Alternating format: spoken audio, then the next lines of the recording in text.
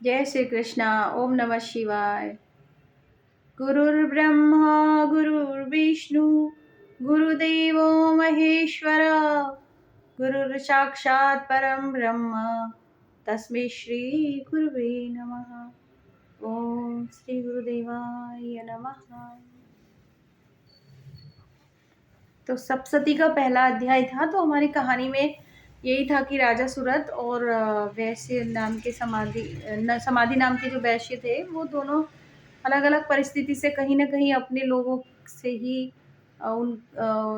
निष्कासित कर दिया गया था। एक तो राजा थे तो राज्य उनका छीन लिया था, और दूसरा उनके घर पत्नी और रिश्तेदारों ने बच्चों ने उनके सारा धन ले लिया और उन्हें घर से निकाल दिया। तो दोनों ही दुखी होकर मेधा ऋषि के आश्रम में जाते हैं। तो आश्रम में मेधा ऋषि के पूछते हैं कि जिन लोगों ने हमें निकाला था तो उन लोगों के प्रति क्यों हमें प्रेम हो रहा है। तब वो बताते हैं कि कैसे मोह के कारण ये सब होता है, और वो मोह माया की जो अधिष्ठात्री देवी है वो भगवान नारायण के योग निद्रा रूपी शक्ति है।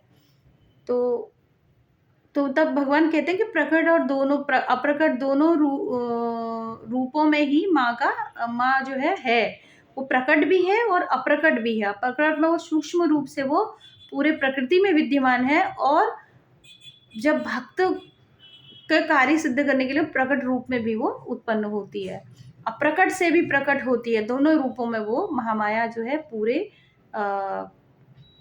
ब्रह्मांड में है, उसकी शक्ति होती है। तो सूक्ष्म में भी है, और परा और अपरा जिसको कहते हैं, पराशक्ति जो सूक्ष्म में है, जो इस पूरी सृष्टि को चलाने वाली जो शक्ति है, और अपरा जो दिख रहा है, जिसको चला रही है और जो चलाने वाला है। दो, चलाने वाला परा है और जो चल रहा है वो अपरा शक्ति। दोनों को मिला के ही पूरी सृष्टि का निर्माण होता है। तो पहले अध्याय में यही था कि मधुकैटभ नाम के राक्षसों को मारने के लिए ब्रह्मा जी ने माँ महामाया का आराधना किया, तो वो प्रकट हुई। तो पहली स्थिति में यही है कि माँ प्रकट कहाँ से हुई, कैसे हुई। जो शक्ति जिसकी हम आराधना करते हैं, जो पूजा करते हैं माँ शक्ति की, तो वो प्रकट कहाँ से होती है। तो अलग अलग रूपों में ऊपर कैसे प्रकट होती है। तो यहाँ पर पहला जो अध्याय था उसमें यही दिखाया था कि वो नारायण के वक्षस्थल से, हृदय से, और उनकी आंखों से, नेत्रों से, और उनके मुंह से प्रकट हुई थी। तो जो शक्ति है वो पहला प्राकट्य उनका कहाँ से हुआ, नारायण के हृदय स्थल से हुआ था। नारायण के हृदय स्थल से होता है, इसलिए उसे नारायणी भी कहा जाता है। तो भगवान विष्णु की जो शक्ति है, नारायण की जो शक्ति है, वो महामाया है। तो उसका प्राकट्य, ये काली भी बोलते हैं उस शक्ति को। जो तो काली और नारायण का कितना गहरा संबंध है ना। तो नारायण के वक्षस्थल से माँ शक्ति का प्राकट्य हुआ पहले स्थिति में। और तो दूसरा वाला स्थिति है जहाँ पर फिर देवताओं के तेज से देवी का प्रादुर्भाव हुआ, जहाँ पर देवताओं ने उनको अपनी शक्ति से उनको स्वरूप दिया है। तो पहला स्थिति में देखो कैसे है, वो निराकार रूप में है, निराकार रूप में है। फिर वो आकार रूप में कैसे आती है। ये तो निराकार रूप में है, जो उनके वक्षस्थल, मुंह और उनकी आंखों से निकल रही है, तो निराकार प्रकृति है उसकी ना। और फिर तेज के रूप में निकलती है वो, और जब फिर वो रूप कैसे धारण करती है उसका दूसरा अध्याय जो हमारा शुरू करेंगे। तो ऋषि कहते हैं, मेधा ऋषि राजा सूरत और समाधि को ये कहानी सुना रहे हैं ना। तो दूसरे अध्याय में वो कहते हैं, पूर्व काल में देवताओं और असुरों में पूरे 100 वर्षों तक घोर संग्राम हुआ था, है ना। हमारे भीतर भी अच्छाई और बुराई में दोनों संघर्ष चलता रहता है ना। अच्छाई और बुराई के हमारे भीतर भी तो वो संघर्ष चलता ही रहता है। और जो बुराइयां हैं वो असुर, और जो अच्छाइयाँ हैं वो सुर हो गया। यानी सुर का असुर, सुर माने देवता हो गए। जो देवता जो अपने एक सुर से जो अलग हो गए हैं वो असुर हो गए, जो सुर से अलग हो गए। देवताओं के गुणों से विपरीत जो चलता है वो असुर हो गया। यानी अच्छाई और बुराई दोनों को लेके चलता है। जो बुराई का जो पक्ष आता है वो असुर में आ जाता है, और जो अच्छाई का पक्ष आ जाता है वो सुर में आ जाता है। तो दोनों में हमेशा युद्ध चलता ही रहा, अच्छे और बुरे में। पूरे इस ब्रह्मांड में, विश्व में हमेशा लड़ाई चलती रहती है, अच्छा है ये बुरा है हमेशा। तो वर्षों तक घोर संग्राम हुआ था। उसमें असुरों का स्वामी महिषासुर था और देवताओं के नायक इंद्र थे। असुरों का स्वामी, असुरों का स्वामी यानी असुरों का स्वामी महिषासुर कौन है? महिषासुर हमारा अहंकार है ना। तो वो अहंकार जो है वो सारी बुराइयों की जड़ है, वहीं से शुरू होती है सारी बुराइयां। तो महिषासुर था और देवताओं के नायक इंद्र थे। देवताओं के जो नायक है वो कौन है? इंद्र है ना। इंद्र हमारी इंद्रियां जो होती हैं, सुख भोग ये सब करने की के लिए जो हमारी इंद्रियां दी गई, उनको भी इंद्र के नाम से ही जाना जाता है। उसके मालिक कौन है? हमारा मन।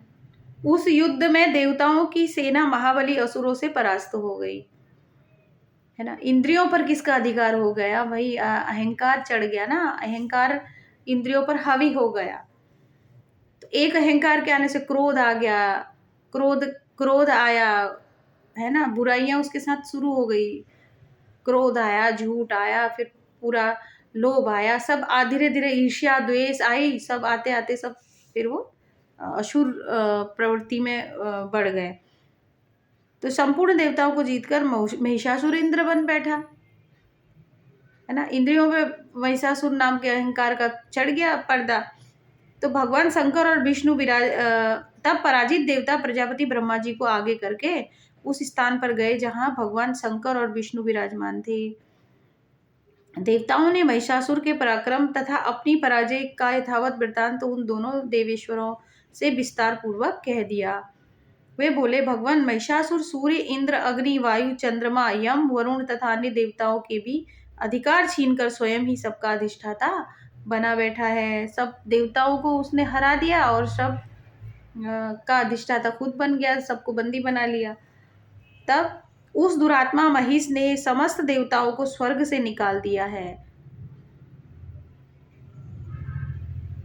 स्वर्ग से निकाल दिया, स्वर्ग, है ना। देवी सारे दैवी गुणों को अपने से निकाल के अहंकार बैठ गया वहां पे जाके। तो उस दुरात्मा महिष ने समस्त देवताओं को स्वर्ग से निकाल दिया। अब वे मनुष्यों की भांति पृथ्वी पर विचरते हैं। दैत्यों की यह सारी करतूत हमने आप लोगों को से कह सुनाई। अब हम आपकी ही शरण में आए हैं, उसके वध का कोई उपाय सोचिए। तो इस महिषासुर को कौन मारेगा? जैसे देखो, जैसे नारायण ने मधुकैटभ को मारा, लेकिन सबसे पहले उनको किसकी आराधना करनी पड़ी थी? शक्ति की आराधना करनी पड़ी। उस योग निद्रा रूपी जो महामाया शक्ति है, तामसी देवी, उसका आराधना करनी पड़ी।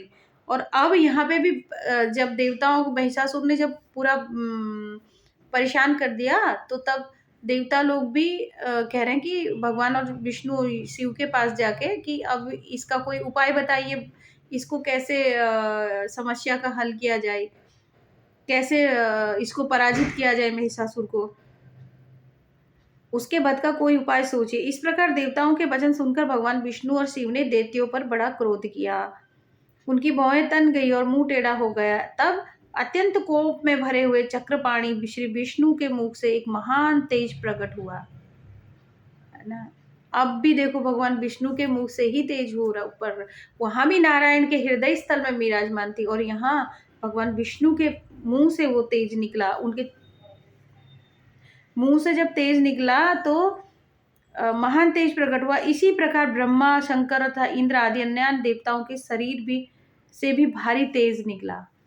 सब शक्ति मिल गई। हम लोग कहते हैं ना कि यज्ञ करो, जब हम सार्थक यज्ञ करते हैं, देखो इसमें कि यही अंतर है, यही है कि जब बहुत सारे लोग मिलकर यज्ञ करते हैं तो उस शक्ति का एक प्रादुर्भाव होता है, उस सकारात्मक शक्ति का जो है प्रादुर्भाव होता है। इसलिए जब साथ में यज्ञ करना, सत्संग करना, साथ में अच्छे कार्य करना इसीलिए बहुत जरूरी कहा जाता है। इसी तरह से भगवान विष्णु के मुख से तेज निकला, फिर अन्य देवताओं के भी शरीर से जो तेज निकला, वो सब तेज मिला और एक हो गया, एक रूप हो गया। एक हो गया तो फिर महान तेज का वो पुंज ज्वाज्वल्यमान पर्वत सा बन गया, फिर पहाड़ सा बन गया उसका। देवताओं ने देखा वहां उसकी ज्वालाएं संपूर्ण दिशाओं में व्याप्त हो रही थी। संपूर्ण देवताओं के शरीर से प्रकट हुए उस तेज की कहीं तुलना नहीं थी। कहीं भी उस तेज के कैसे कर सकते थे, इतने सारे देवताओं का तेज था ना, उसकी तुलना और ऐसे किसी से कैसे हो सकती थी। एकत्रित होने पर वह एक नारी के रूप में परिणत हो गई और अपने प्रकाश से तीनों लोकों में व्याप्त जान पड़ा। भगवान शंकर का जो तेज था उससे उस देवी का मुख प्रकट हुआ। मुंह जो था वो भगवान शिव के तेज से था और यमराज के तेज से उसके सिर में बाल निकल आए। विष्णु भगवान के तेज से उसकी भुजाएं बन गई, ताकत उसकी जो है वो बन गई। और चंद्रमा के तेज से दोनों स्तनों का, और इंद्र के तेज से मध्य भाग कटी भाग का प्रादुर्भाव हुआ। वरुण के तेज से जंघा और पिंडली तथा पृथ्वी के तेज से नितंब भाग प्रकट हुआ।